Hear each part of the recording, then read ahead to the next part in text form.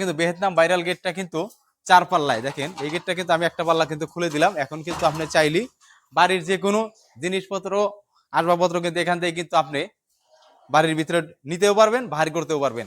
এই গেটটার কিন্তু Vietnam viral গেটটার কিন্তু আরেকটা পাল্লা যদি আমি এইদিকে এখন আপনাদেরকে ঠেলা দিয়ে দিই, তাহলে কিন্তু দেখেন আপনি একদম 6 ফিট জায়গা কিন্তু পরিপূর্ণভাবে 6 ফিট বাই 8 ফিট জায়গা কিন্তু ক্লিয়ার হয়ে যাবে।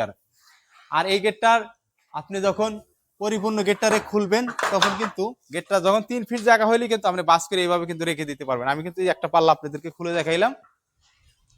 এখানে কিন্তু আরো 2টি পাল্লা আছে, 2টি পাল্লা কিন্তু বাস হয়ে কিন্তু একটা দিকে কিন্তু চলে যাবে।